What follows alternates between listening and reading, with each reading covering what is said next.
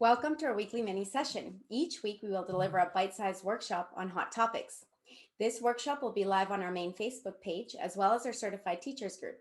We will also have it recorded so you can reference all of our previous topics on the AcroDance Resource Center. Be sure to let us know where you're from in the comments below. Today's topic is mock exam preparation. We have special guest teacher Wendy Holmquist with us. Wendy is an acrobatic arts examiner and has been involved in dance for 48 years. She is a studio owner, and alongside her daughter, they love to see their students achieve skills safely and technically correct. Their studio has been taking acrobatic arts exams since 2013 and have even had students complete the acrobatic arts graduate study program. Welcome, Wendy. It's so nice to have you again. I'll let you take it away. Good morning, Marie. Thank you very much. And good morning, everybody. Welcome to Acrobat Arts. I'm honored to be here again this morning and to talk to you about mock exams.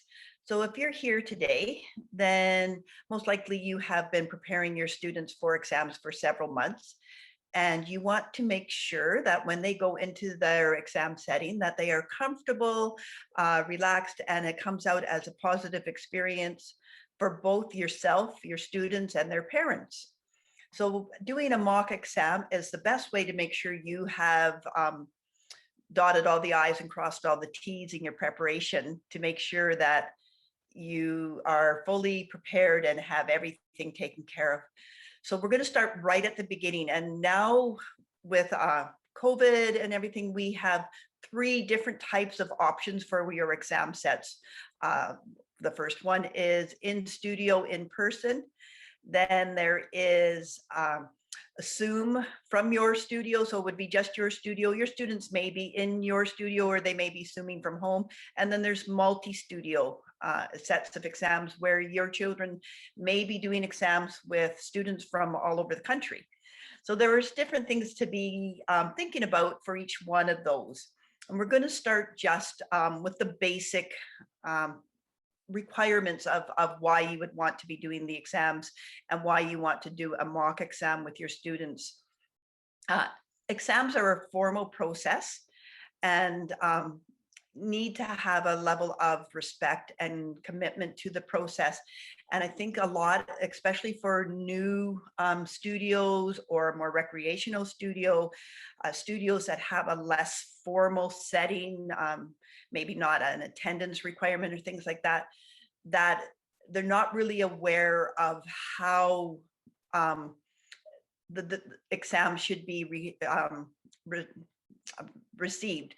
And so the examiners that are coming in expect that there's a form of etiquette and just requirements on how your children are going to behave and how the process should happen. So it's good to go through this with yourself just to make sure you've set everything up properly and everything's going to work, and for your parents and your students.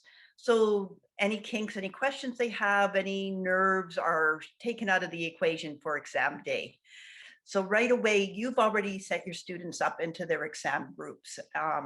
Either the child might be going in by themselves or they might be going in groups of 4.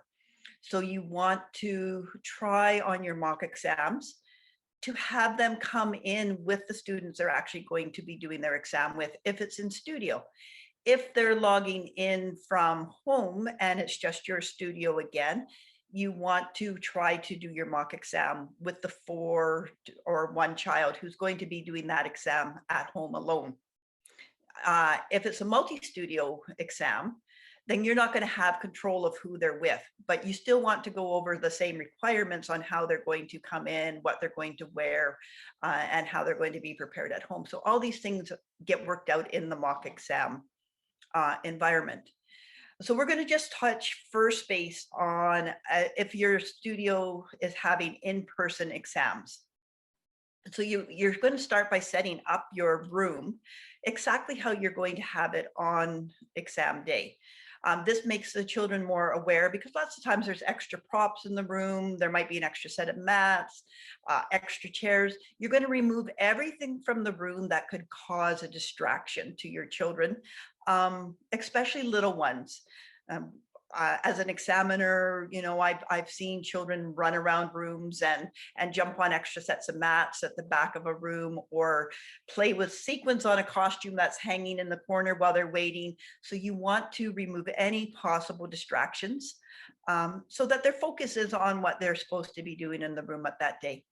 If you're in a studio that's in like a mini mall and you have windows opening out to the public and you don't normally have the blinds shut, you want to try to cover those windows again so that your children aren't looking out the window. And same if you have windows that look out into a lobby or a hallway or another studio in your inside, you want to cover those windows as well. That way, again, the room is set up so that when they are in there, the only thing that they're focusing on is just doing the exam. And then when you're doing your mock exam, you also want to figure out the layout for your room. In the examiner's handbook, there's an example of how they would like the room set up. But of course, every studio is a different size and has different, you have different maybe equipment or abilities to set it up. So you want to ensure that your mats are laid out so that your students will be able to execute their skills without being on top of each other. And if that's not in a straight line, that when they're staggered, they're not directly behind each other. So when the examiner is sitting at the table, they're going to be able to see every child without having to be moving around and looking or asking the students to move back and forth out of the way. So things, again, when you sit down at the examiner's table that you've set up for your mock exam, you're going to be able to see, is this a good set for the examiner to be watching the children that are in the room? You're going to also make sure that you have the appropriate blocks for each set of exams. So you'll need 4 of your 2-inch blocks and 4 of your 6-inch blocks so that they're in the room ready to go. And you will need your stack for your bridge kickovers or your upper body lifts. Those need to be set up in the room somewhere. And then your pre-cartwheel block or whatever you use for that should also be in the room. So these are things that you don't want to be running around on the day of exams trying to find them or trying to organize or trying to plan. So this is where, for yourself, the mock exam is a real benefit. You also need to know where would an examiner plug in the extension cord if they need it for their devices. Have you set the table up close to an outlet? Is your sound system accessible to the examiner? Because they're going to play soft music in the background. So again, something else that you want to be considering. So that's just getting yourself ready. Now, if you're online, you also want to ensure that where are you going to put the camera in your room? Yeah, and most of us have been doing some sort of Zoom lessons or classes or meetings in the last 15 months. So you may already have that figured out, but maybe you've never actually used Zoom in that studio, or with 4 children that have to be seen. Maybe it's only been a teacher that's in that studio. So you want to ensure that the camera that you're setting up in that room is going to be able to adequately, capture this number of students, and the max would be 4. So 4 students can be set up in that room, and that they can be seen in a camera. And this is where maybe you want to have somebody in your office start a Zoom meeting and let you know, yes, I can see all the students. No, the camera needs to be adjusted.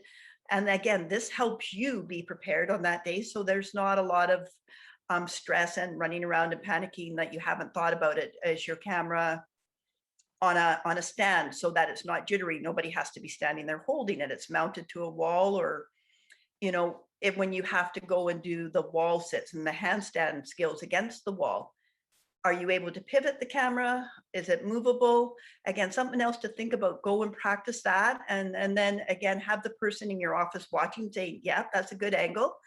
We can see everybody, or no, you need to be closer, you need to be farther away, and work those kinks out for yourself. And then you want to also have your clients log in, especially anybody that's doing exams from their own homes. They need to know that where they're going to put their camera, they're going to be able to see their child completely. You don't want them moving the camera around. It's actually very distracting to an examiner to have a camera or a device continuously following the child around a room. Makes you a little bit nauseous sometimes. It gets moving and it's hard to focus. So they need to find out where their best spot is in their house or in their room to put that camera mounted so that it's not happening to be moved, other than maybe for the handstand section against the wall or a wall sit section. And then again, do they have a clear wall that's very close to where they're doing the exam? So, this is something that these parents and yourself are going to have these conversations about, making sure the room that they're doing these exams in at home are clear of, again, distractions. There's sufficient space for the child to do the skills they're going to be required to do in that exam. We have seen some children do them outside. So is there space? Is it level? Is it safe for them to be doing it? And so those are just some basics, just get the day set up. Then you want to be talking to your children about their etiquette and their attire for the day.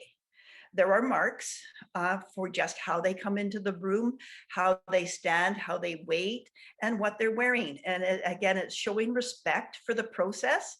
It's showing respect for the people, the examiner who has taken the time to come and evaluate these children.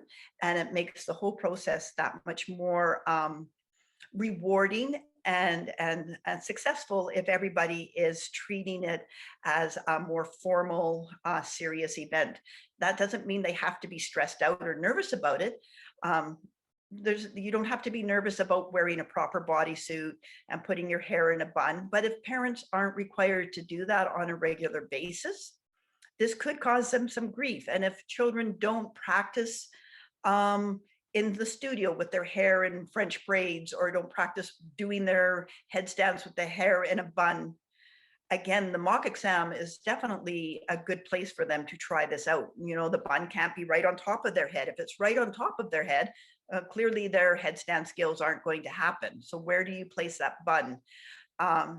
If you haven't actually practiced it, that can actually cause a lot of stress on the exam day. So you want to make sure that that even something simple like where their hair is neatly contained and secured back off their face, and it's not going to get in their way. Same with their bodysuit. Every studio is required to have their children come in a uniform type of outfit, whether it's a black solid bodysuit or a studio color bodysuit.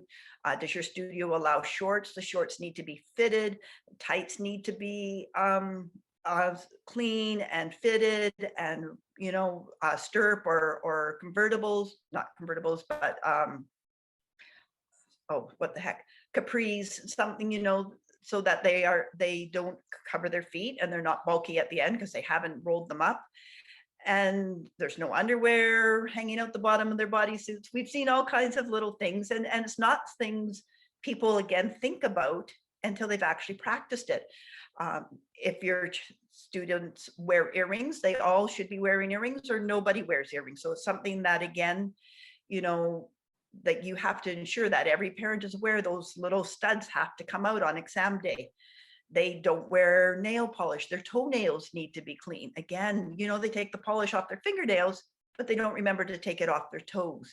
So when you come into the mock exam, you're looking at these children and they're all lined up in the waiting area where they're stretching and getting ready, and you're checking them over. You have time on this day to check them over because you're not in that rush around trying to make sure everything else is going perfect. You're there focusing on these children and looking at them and say, yeah, Susie, your bodysuit is perfect. And, maybe Debbie, you need to get a new pair of tights. These quite don't fit you properly. And we need to make sure you look your very, very best, because there are some marks for how you look and how you present yourself.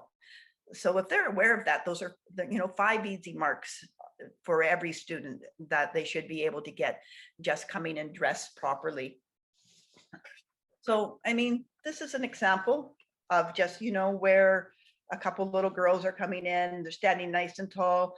Also, you can see the number on them is nice and clear. And this is something else that little children aren't accustomed to, is having something pinned on the front of them. You pin that in, and then you get that fidgety child who wants to play with it or doesn't leave it alone. They stick their fingers in under behind the number. So this gives them that opportunity to just get accustomed to the number being on them. And then again, there's a number on their backs. let's put it the right way here. Again, you need that number to be visible for the examiner. They need to get used to it being there. So these are some more things. Do you have your numbers? I can remember going into a set of exams and thought I was all ready to go. We had a mock exam and we had said, oh, we don't need the numbers this year. We've done them every year. There aren't any new kids. And then the day of exams, we couldn't find the safety pins. So things that you want to, if you don't go through these processes, you don't necessarily have, it doesn't matter how experienced you are, somebody's moved the safety pin somewhere and it took us forever to find them. It just adds stress that you don't need on that day. So if you get your numbers organized, you get your safety pins organized, that's taken care of. The kids get used to having them on them. You start having, even before the mock exam, if you have them start coming dressed in that right attire, you start having them wear their hair for acro classes the way you want it done on exams a little bit in advance. They get used to doing their headstands with their pony, their buns in, or their hair French braided, or wearing just a bodysuit without the t-shirt over top, if that's what they're allowed to wear in class. So they become more comfortable in their own skin and in their bodies and what they're wearing. And that makes the day a whole lot easier. Again, so you want children to be able to be spaced out. So in our studio, our mat actually has to go diagonal during our exams because it's not long enough, or our room isn't long enough to put it out widthways. So it took us a while to figure out where to set the examiner up and where to space these children on the mat to do their skills, where everybody could be seen and have adequate space not to be tumbling on each other. So again, in this picture, and this is when we were allowed to have 6 children in a room, now it's now 4, but every other child is forward and back, and when they sit up, they were straight in front, like staggered in front of the examiners. And when they're waiting their turn, this is something that we have, children take a lot of work on these days, is sitting quietly and waiting their turn for those exams, respecting their counterpart when it's not their turn. And that's a real tough thing for a lot of children these days. Expectations to sit still and be quiet without a device in their hand to, keep them occupied is something that more and more children struggle with. So if they're not practiced that in a classroom and setting, and it's not explained to them, this is how you're going to sit, and this is while you're going to wait your turn. You can't be talking to the adjudicator or the examiner when she is marking somebody else, whether it's in the studio or on another screen. You have to sit and be respectful. And that's something that takes practice. And if you haven't done that with them, they're not going to understand this, especially your really young ones. I mean, they want to explain and share their day with you and tell you stories.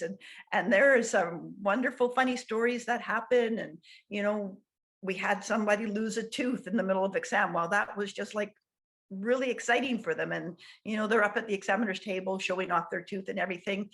But you have to remind them that they're still in an exam setting, and that they have to really be really nice and tall and really quiet, and say, how long can you do that? And, really reward them for that behavior. Again, then that's an easy mark in their exam, and it shows that they understand the process. And it's just a respect issue for the examiner and for the other children that are taking the exam with them.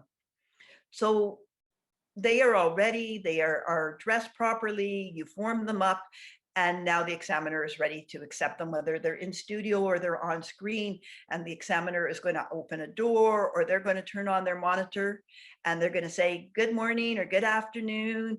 And your dancer should be saying good morning, Miss Sandra, or good morning, Miss Wendy, and how are you, and smile, standing nice and tall, waiting to come into the room and to get in their places. And then once that's, little bit of chit chat at the beginning of the exam is how are you doing, and that they run into their places, or if they're on screen, they should be already standing in their places, and they're nice and tall, and they're waiting for their directions. And this is where you would go through the exam. And the exams are run. There's no unexpected work in an acrobat arts exam. Everything that is in their syllabus happens on that exam. So it doesn't necessarily have to be you that's in the room. Maybe you could be in your office monitoring them so you can see how things are going. and have somebody completely different just run the exam for them. And when they run into the room, they will line up. Hopefully you either have practice showing them where, if you're number 1, you're going to stand here, and number 2 is going to stand there, and number 3, you'll stand over here. You might want to number the spots on the floor, or just ensure that over class you have practiced that. Against the wall, it helps if you number the wall 1, 2, 3, 4, and you would number your numbers in order if you were going to read a book. So that way, you know, when the examiners are marking them and they glance up and they glance down and they glance up, again, things are in order. And when the children go from the mat to the wall to maybe line up to do tumbling skills and back to the mat, they learn and understand that they are to line up in their numerical order. So they will be 1, 2, 3 in order on the mat, and then they will run to the wall. They know where number 1 will stand and number 3 will stand. They'll run to the end of the mat for their cartwheels. Again, they know that they're going to stand in order. They come back to their mat and their spots. They practice that. And that takes a lot of stress out of the exam situation. It also helps the examiner keep things on time and on track. You know, you're not trying to herd children, because they already know, and they have been through the process, and they know this is my spot and this is where I'm going to be. So that's really important for your children to practice, and for them to practice, if possible, in the group of children that they're going to be doing this exam with, so that they get used to who's standing in front of me, who's standing behind me. Is it Susie Chit Chat that's in front of me who's turning around and poking at me? So you need to think about, you know, reminding them that you got to stand really, really tall, and, you know, Miss Wendy is going to be watching you to see how good you can be and how quiet you can be. And the more you rehearse this in the studio, the easier it will be for them to do in class. And it doesn't matter how much you rehearse it, they still sometimes don't remember to do it in the environment. But if it's never been practiced, they don't even understand that it's an expectation. So then they will be in the classroom, and the examiner will be sitting at her table, because we don't spot them. We don't make physical, you know, corrections on any of them. We are evaluating them based on the level that you have sent them in, expecting that they will be prepared to be able to execute the skills in that level. And so the adjudicator will say, the examiner will say, all right, you know, everybody, let's do your plank, and you're all going to do it in this position. And remember, there are several different plank positions. So you'll want to have practiced multiple different planks instead of just your forward regular plank, because the examiners have the option to ask for any one of the planks that are available for your children. And sometimes they've never seen anything except for your regular plank. So you want to ensure that you maybe throw a different one at them in class for sure. But on the day of the practice exam, you know, let's do your left forearm plank. Do they all know where that is? Can they do that?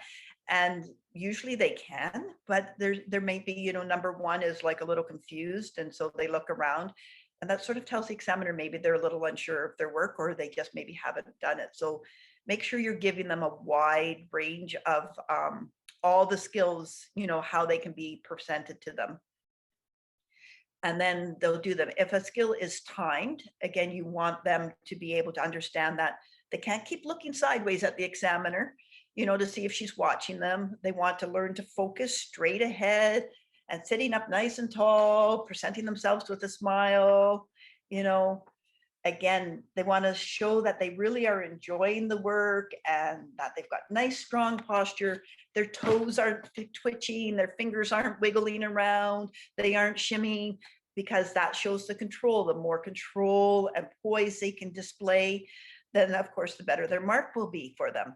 And I mean, that ranges from your primary to your level, you know, to 8, and then your pre-pro levels.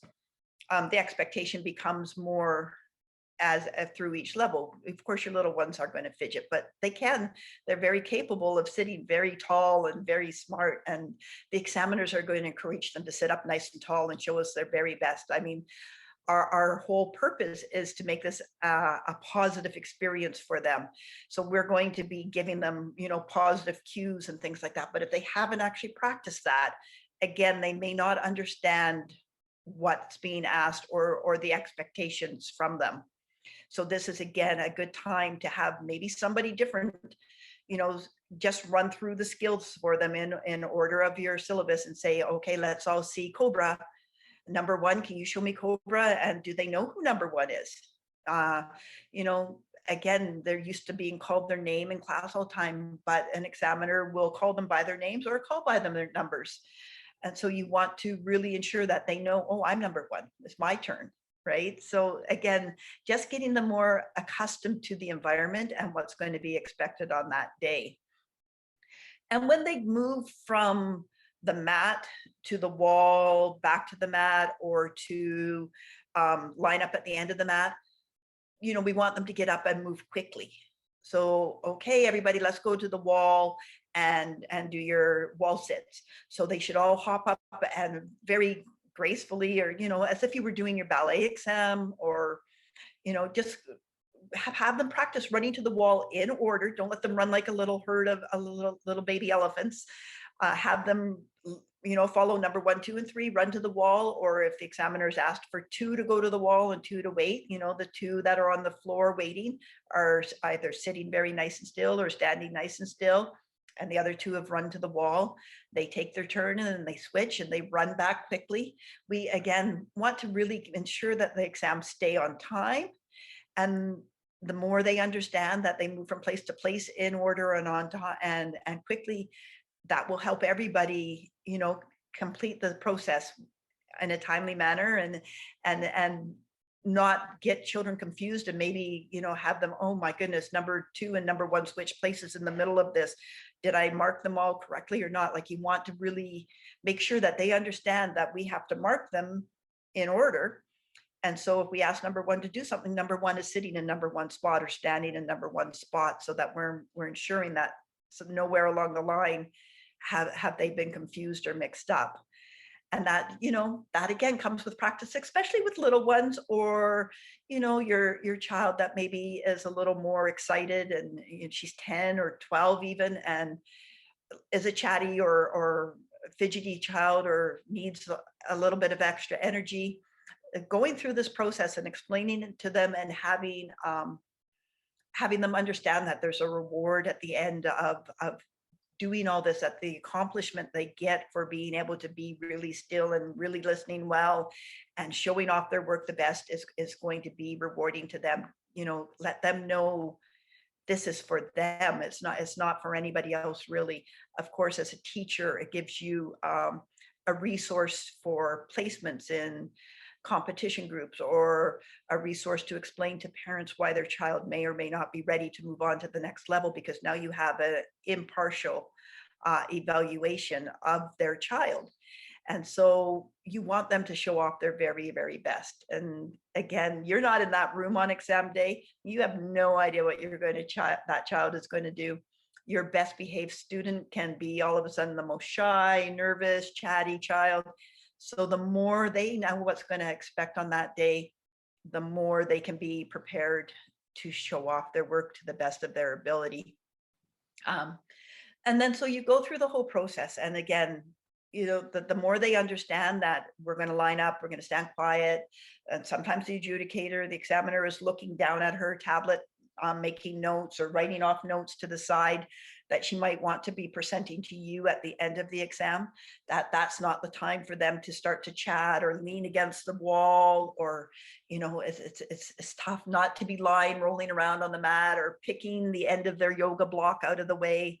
So just things that you notice in class all the time, but you don't necessarily always have time to be reinforcing in class. This is now when you want to do it. So, and then the exam comes to the end, and you're going to say, the examiner's going to say, okay, oh, thank you, ladies. That was, you did a great job. I would look forward to seeing you again another year. And your dancers are going to say, thank you, Miss Sandra. Thank you, Miss Wendy. And they're quietly going to run to the door and exit, or they will turn off their videos or their screens and they will exit. Again, the process is now final for them. And then you'll get your results and your report cards.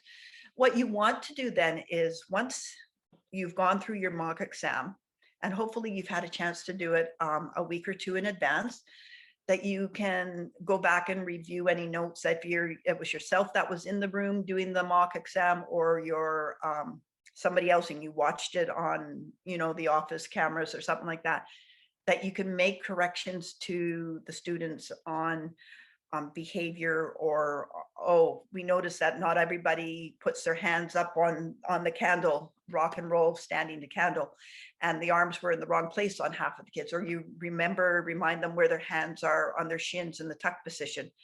Because now all of a sudden you're just looking specifically at 4 children or 2 children, and these are little reminders and corrections you've got a week or 2 to make. Or you need to have a talk with someone's mom and say, the bodysuit she wore for the mock exam really is a little bit too small for her, and we need you to, if you can, find her another bodysuit for that day. Or the studio has one we can lend you, or maybe you can borrow one from someone else that fits her a little better.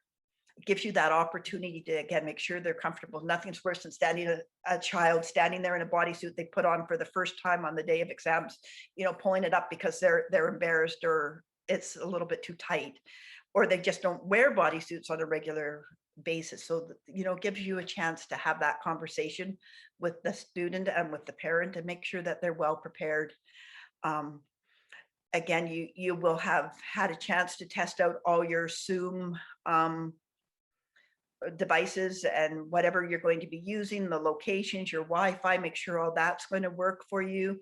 And of course, electronics can quit or die at any moment, but you want to be as prepared as possible. So if your children are doing their exams remotely, whether it's themselves at home or you in the studio, but remotely, you want to remind people, are your devices charged? Do you have them plugged in during the exam? Do they need to be plugged in? Are your devices, do you have adequate Wi-Fi? And then, so now for these children that are doing exams at home, because you're not there to set the room up properly, you want to remind parents to remove pets. There's nothing more than having a dog or a cat, coming along licking their faces while they're in the middle of Superman, or a younger sibling crawling and climbing on their back. And remind parents that even though the child is at home, we as examiners can tell when a child is being coached, and it really is a test environment where we need to know that they know their work, and that not somebody is coaching them from the side, demonstrating or telling them to stretch their feet or straighten their arms. As examiners, we can tell when a child's being coached, and it's not a fair assessment of what they really know and what they can do. And so they want to be practicing from home on Zoom at least once or twice, if that's not your regular environment. So everybody gets comfortable with how they should do this, and that, when it's not their turn on Zoom, especially if they're all in separate places, that they have to, again, stay seated, and be respectful while they wait their turns, or stand quietly.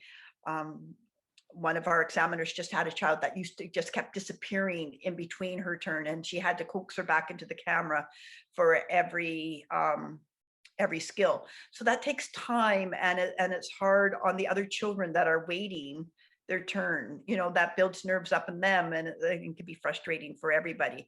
So you want to really ensure parents understand that that's part of the process, and as much as they want to help their child do the very, very best they can, it's best to get them set up, and unless they have to move the camera for the wall sit and handstand sections, to even leave the room, shut the door, and let the child be in that exam on their own without any other distractions. And that they have at home, they have a mat to be able to do the skills they need to do on a mat, that they do have a yoga block at home for their square hips exercises or their pre-forward bend, and that they have sufficient space to cartwheel or do any tumbling that they're going to be required to do, so they can show it off within the realms of the screen. You don't want them to be doing a cartwheel and only see one leg because the room is not set up properly. And I know it can be a real challenge. Not everybody has the facilities to do these things at home.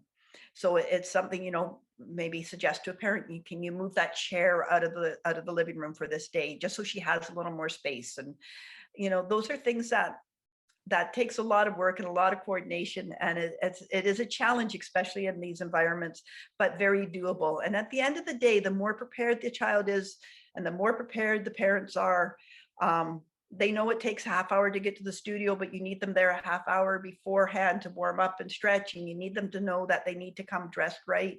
The more these expectations are laid out and they've practiced them, the smoother the whole day will go. And sure, there are always hiccups and there's always somebody late or something happens. I mean, we understand as examiners, and we will work with you to make sure that everything goes smoothly. Acrobat Arts is very accommodating.